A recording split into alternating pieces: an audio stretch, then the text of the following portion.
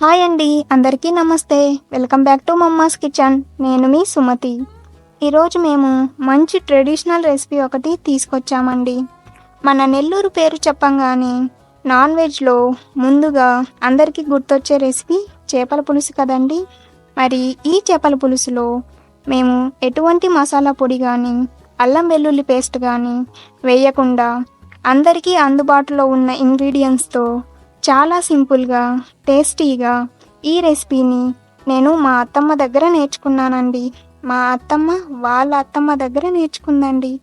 చూడండి, ఎన్ని జనరేషన్స్ మారినా ఈ రెసిపీ ప్రాసెస్ కానీ టేస్ట్ కానీ ఏమాత్రం మార్చకుండా ఆ స్టైల్లో చేపల పులుసు ఎలా చేయాలో చూపించబోతున్నాం, చూసేయండి.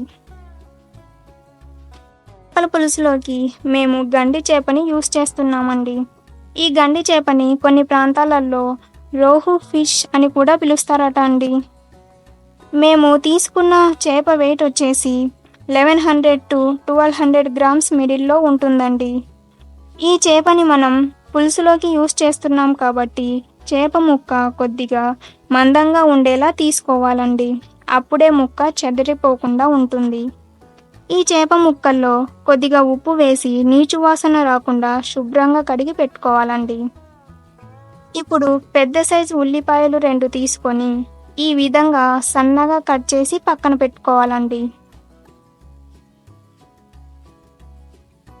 అలాగే 6 పచ్చిమిరపకాయలు పొడవుగా కట్ చేసి పక్కన పెట్టుకోవాలి. మీడియం సైజు టమాటాలు 2 తీసుకొని కొద్దిగా పెద్ద సైజులో కట్ చేసి పక్కన పెట్టుకోవాలి.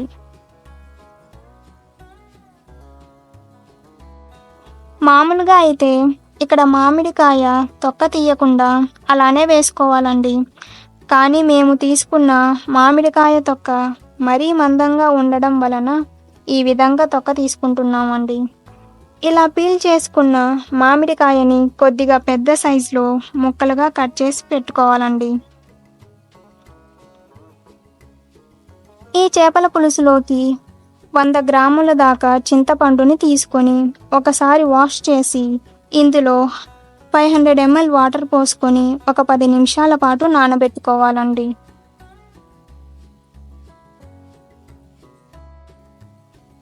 ఇప్పుడు స్టవ్ ఆన్ చేసి కడాయి పెట్టి ఇందులో ఒక 7 టేబుల్ స్పూన్ల దాకా ఆయిల్ పోసుకోవాలి. ఆయిల్ వేడయ్యాక చిటికెడు మెంతులు వేసుకొని, ఇక్కడ మెంతులు కొద్దిగా చూసి వేసుకోండి. మరీ ఎక్కువగా వేసుకుంటే చేపల పులుసు చేదుగా ఉంటుంది. అలాగే ఇందులో 1/2 టేబుల్ స్పూన్ దాకా ఆవాలు, ఒక 1/2 టేబుల్ స్పూన్ దాకా జీలకర్ర వేసి కొద్దిసేపు చిటపటలాడేంత వరకు ఉంచుకోవాలి. ఇలా చిటపటలాడుతున్నప్పుడు ఇందులో కచ్చా పచ్చాగా దంచుకున్న వెల్లుల్లిపాయలు 6 వేసి దోరగా ఫ్రై చేసుకోవాలి. ఈ వెల్లుల్లిపాయలు ఫ్రై అయిన తర్వాత ముందుగా కట్ చేసుకున్న పచ్చిమిర్చి, కొద్దిగా కరివేపాకు వేసి కలుపుకోవాలి. ఇందులో వేసుకున్న పచ్చిమిర్చి ముక్కలు బాగా ఫ్రై అయ్యేంత వరకు ఈ విధంగా కలుపుకుంటూ ఉండాలి. ఇలా పచ్చిమిర్చి ముక్కలు ఫ్రై అయిన తరువాత ఇందులో ముందుగా కట్ చేసి పెట్టుకున్న ఉల్లిపాయ ముక్కలు వేసి కలుపుకోవాలి. ఇప్పుడు మంటని హై ఫ్లేమ్లో పెట్టుకొని ఈ ఉల్లిపాయ ముక్కలు ఎక్కడా మాడకుండా కలుపుకుంటూ ఉండాలి.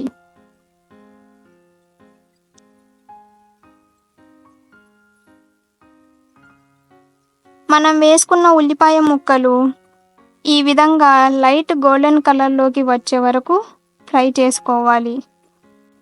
ఇప్పుడు ఇందులో ముందుగా కట్ చేసి పెట్టుకున్న టొమాటో ముక్కల్ని వేసి బాగా కలుపుకోవాలి. ఇప్పుడు టొమాటో ముక్కలు వేసుకోగానే మంటని లో ఫ్లేమ్లోకి మార్చుకోవాలి. ఇలా మంటని లో ఫ్లేమ్లోకి మార్చుకొని ఈ విధంగా ఒక 2 నిమిషాల పాటు ఫ్రై చేసుకోవాలి. ఇలా టమాటాని ముక్కలుగా కట్ చేసి వేసుకోవటం వలన మీ పిల్లలకి ఇష్టం లేకపోతే ఇక్కడ టమాటాని మిక్సీ పట్టి పేస్ట్గా కూడా వేసుకోవచ్చు. ఇప్పుడు మూత పెట్టి టమాటా బాగా మగ్గిపోయేలా ఒక 5 నిమిషాల పాటు ఫ్రై చేసుకోవాలి.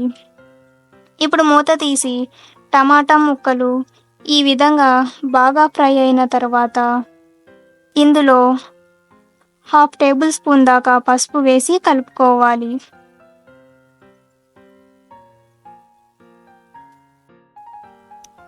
అలాగే ఇందులో ఒక 3 టేబుల్ స్పూన్ల దాకా కారం పొడిని కూడా వేసి ఒకసారి అంతా కలిసేలా ఈ విధంగా కలుపుకోవాలి. ఇక్కడ చూడండి, కారం పొడిని వేయంగానే కలర్ అనేది ఈ విధంగా ఎర్రగా రావాలండి. బయట షాప్స్లో తెచ్చిన కారం పొడి కంటే ఇలా ఇంట్లో చేసుకున్న కారం పొడి అయితే కలర్కి కలర్, టేస్ట్కి టేస్ట్ రెండూ చాలా బాగుంటాయండి. మీరు కూడా ఇంట్లో చేసుకున్న కారం పొడిని మాత్రమే వేసుకోండి. ఇప్పుడు ఇందులో ముందుగా నానబెట్టిన చింతపండు నుండి చింతపండు రసాన్ని, పిప్పిని సపరేట్ చేసి చింతపండు రసాన్ని ఇందులో పోసుకోవాలి. ఇలా సపరేట్ చేసిన పిప్పిలో మరో 900 ml వాటర్ పోసుకొని పిప్పి రాకుండా చింతపండు రసాన్ని ఈ విధంగా స్టెయిన్ చేసుకొని ఇందులో పోసుకోవాలి.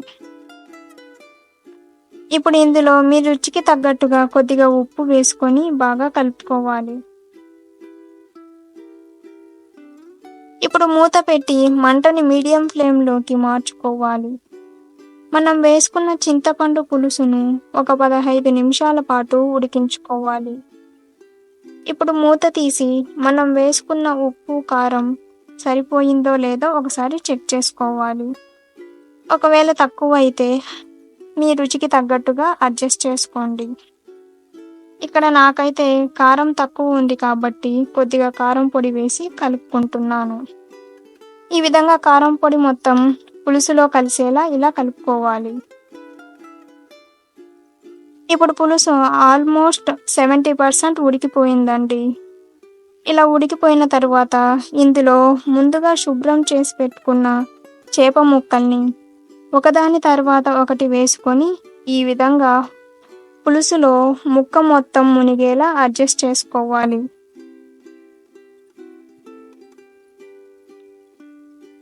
ఇలా 2 నిమిషాలు ఉడికించుకున్న తర్వాత ఇందులో ముందుగా కట్ చేసి పెట్టుకున్న మామిడికాయ ముక్కల్ని ఈ విధంగా దూరంగా ఒకదాని తర్వాత ఒకటి వేసుకొని అడ్జస్ట్ చేసుకోవాలి.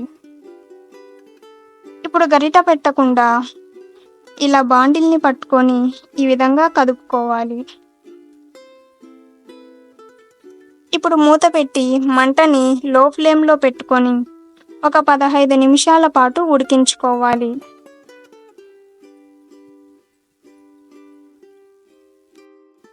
ఇలా పులుసు ఉడుకుతున్నప్పుడు గరిట పెట్టకుండా మధ్యలో ఈ విధంగా పులుసు అడుగంటకుండా కదుపుకుంటూ ఉండాలి. ఇప్పుడు మరలా ఒకసారి మూత పెట్టుకొని మరో 2 నిమిషాల పాటు ఉడికించుకోవాలి. ఇప్పుడు మూత తీసి ఇందులో ముందుగా కట్ చేసి పెట్టుకున్న కొత్తిమీర వేసి గరిట పెట్టకుండా కదుపుకోవాలి. ఇక్కడ నేను ముందుగా చిటికెడు మెంతులు, 1/2 టేబుల్ స్పూన్ ఆవాలు, 1/2 టేబుల్ స్పూన్ జీలకర్ర వేసి దోరగా వేయించి బాగా చల్లారిన తర్వాత పొడి చేసి పెట్టుకున్నానండి.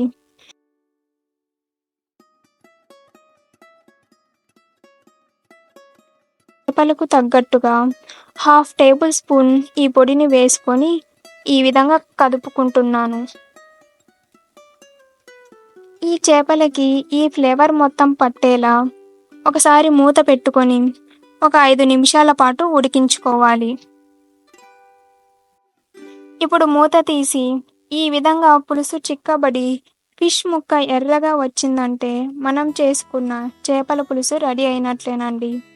ఇప్పుడు స్టవ్ ఆఫ్ చేసి 6-7 గంటల తర్వాత సర్వ్ చేసుకుంటే చేప ముక్కకి ఉప్పు, కారం, పులుపు బాగా పట్టి ముక్క టేస్టీగా ఉంటుంది. వేడి వేడి అన్నంలోకి ఈ చేపల పులుసు చాలా బాగుంటుందండి. మరి ఈ వీడియో గనక మీకు నచ్చినట్లయితే లైక్ చేయండి, షేర్ చేయండి. మీరు ఇంట్లో ట్రై చేసి ఎలా ఉందో కామెంట్ చేయండి. ఇలాంటి మరిన్ని టేస్టీ వంటల కోసం మా ఛానల్ని సబ్స్క్రైబ్ చేసుకోండి. బాయ్.